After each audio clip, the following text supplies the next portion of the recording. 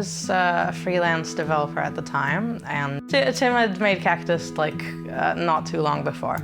And we met at Big Dev, which is a local game developer gathering. We just really hit it off, became friends, and eventually became more than that. A year and a half later, Tim moved in with me. We packed up all his stuff over a few weeks and then comes over with the moving truck and everything, and all his stuff is suddenly here in boxes. Unlike the packing process, which was pretty slow and stressful, unpacking we found was actually quite enjoyable. You take something out of a box and you don't know what it's going to be because we didn't label any of the boxes, so you're always kind of delighted by what's going to come out next. And then you get to arrange things to your liking. When you finish a box, you unlock the box underneath it. So there were a lot of elements in it that felt very gamey, so I said to Tim, this could make a fun game. I wasn't entirely serious when I suggested it. Another day, Tim brings it up again. He's like, hey, so in the Unpacking game, how would blah work? And I was like, oh, I guess are we still doing this? All right, sure. Because we had a lot of options for where this could go, right? But the story idea kind of appealed to me, so that you could follow a character through the different moves in her life and learn about her from childhood to adulthood. And I told Tim this, and he's like, no, this is great. Look, let's figure out where the story goes. One thing is how familiar and universal the experience is. Another thing is that we kind of take out everything that's not fun about it. We take out the tedium of it, say all the heavy lifting. You don't have to lift anything. Everything is really easy. You just click things, and you can move the microwave 6 times and not hurt your back. You open boxes with a click. You get rid of them with a click. You don't have to put them all aside and then do a run to the garbage. It's easy. We make it easy, and we focus on the things that are enjoyable. And I think that's what all games try to do, is just strip it down to the core enjoyable part and take away anything that isn't that.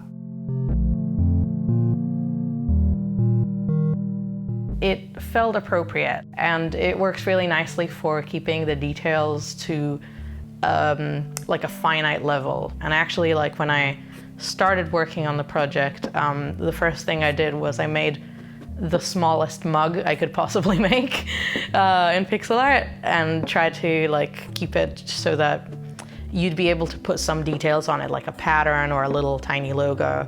So what's the smallest mug I could possibly make that's very recognizable and customizable? And then I made the rest of the room size based on that.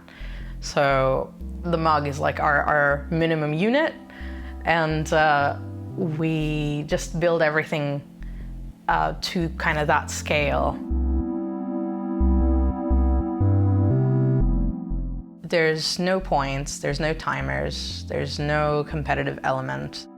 Tim talks about it often we've knocked out a lot of the pillars that makes a game a game.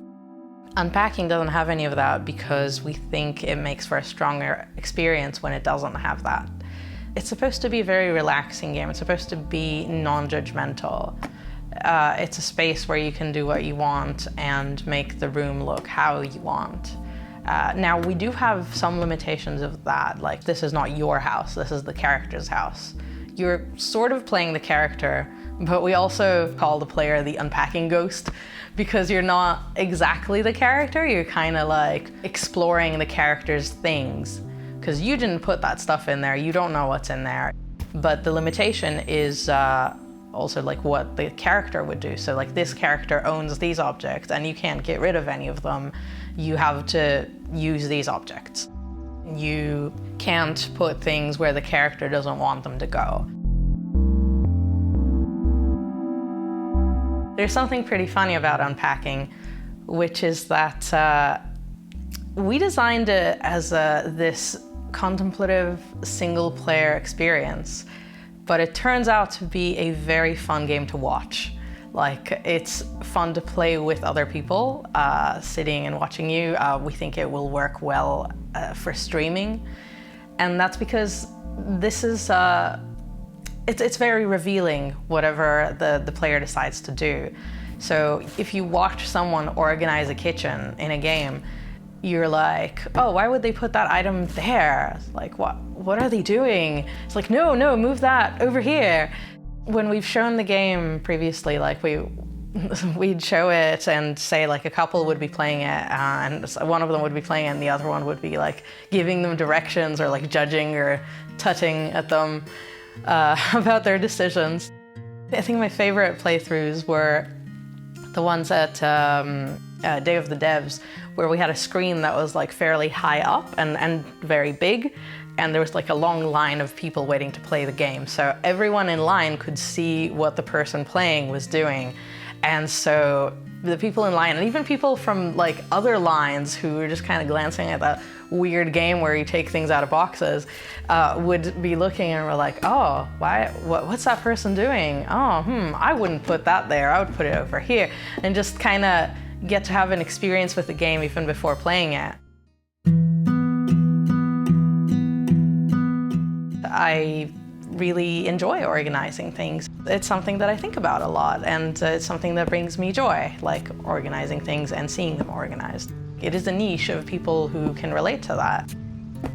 It's just a very simple activity where you do something over and over, and it's like very satisfying to look at and very satisfying to do, and makes nice noises, and it's kind of looks appealing. I think a lot of us feel very out of control in our lives, like I know I do. And having a safe, controlled environment where you can do that easily is really nice. I feel like I have more control in games than I do in real life. It's a very controlled environment, and it's designed to make me feel good.